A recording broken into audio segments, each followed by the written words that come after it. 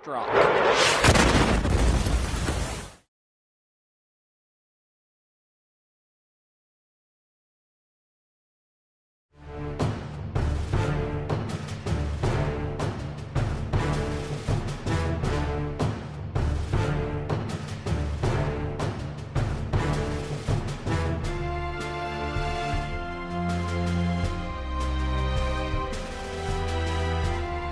Hello, everyone. This is Danger by Degrees again. In this, the fourth episode in the series on Ukraine, we're going to be talking about all of those foreigners who are coming to volunteer to fight, not get paid, but fight for the Ukrainian government in the Ukrainian Foreign Legion.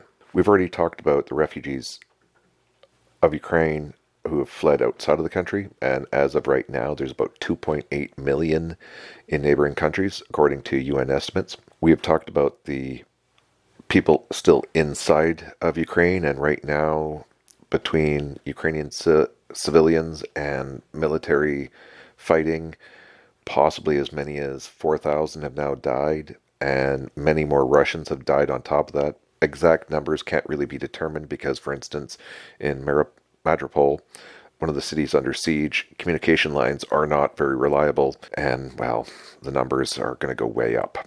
We've also talked about, so far, the people that have come to help, and now, of course, we're talking about the foreigners coming to fight. Ukraine estimates that possibly as many as 30,000 people have come to fight.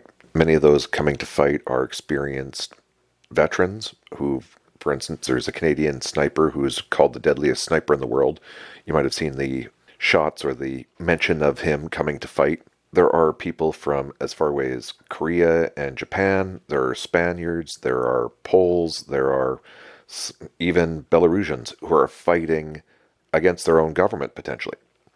The people that are coming to fight generally have a couple things in common. Many are Ukrainians who are coming to fight for their homeland.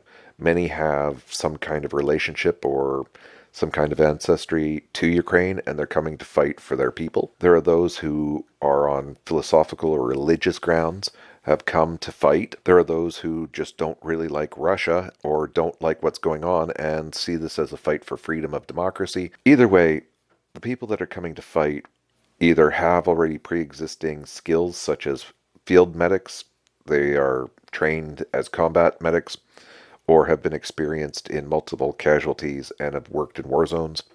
There are those who are coming who have fought in actual wars or are military trained and are actually helping train a lot of the what they're calling the territorial defense units. These are basically areas like groups of people from within Ukraine who are basically volunteered, have come up, stepped up, and are being armed by the Ukrainian government and are effectively in charge of a local area, and it's their job to fight in that area if anything goes wrong. But also at the same time, there's other issues for those who are coming to fight. Recently, just this yesterday, there was a military base that's right on the border with Poland, and a very large explosion was heard and 35 people were killed.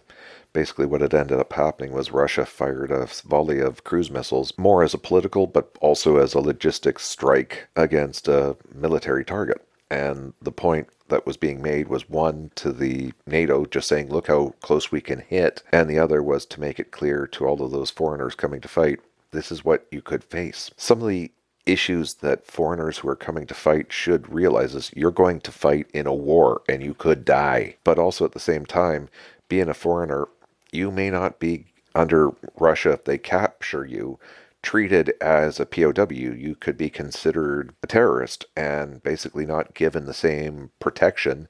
Even though you may be wearing the uniform of Ukraine, they could consider you a foreign terrorist and therefore not give you the same protection that the Geneva Convention gives to any POWs. It seems just the way that the war is going on, with firing upon civilians, just indiscriminate firing into civilian areas, attacking of non-military targets, attacking cultural sites, attacking hospitals, attacking places of worship. It's not really looking good. Another issue that many volunteers who are going to fight also have to realize is that they may be coming from a country that is not legally, as a citizen of that country, you may not be allowed to participate in a foreign war. Some countries like the Netherlands, they have laws in place that say that if you fight in a foreign war, as long as you're not fighting against the Netherlands or an enemy or an ally of the state of Netherlands, generally they won't have a problem with it. Countries such as Korea, as long as you have served your military conscription and you get permission from the government of Korea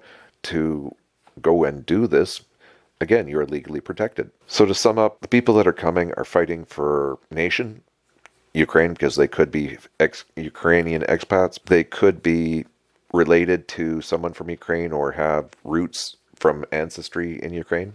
Many of the Canadians that are going to fight, I know they do have. Or they may be fighting for philosophical and personal reasons. The other thing to consider is that those who are going to fight are going to be facing, well, as any soldier fighting in a conflict, but they also have the added issues of legality. What does their country's law state about fighting in a foreign conflict? And this is the thing that many people who are going to go there are going to have to realize, and they're going to have to make their own choice. In the next episode, episode 5, we're going to be talking about the media and how, again, there was just another incident where the first foreign journalist was killed outside of Kiev, and we're going to talk about the threats and the risks and what's going on inside of this emergency and this tragedy of this war for journalists and those who are trying to get the news out.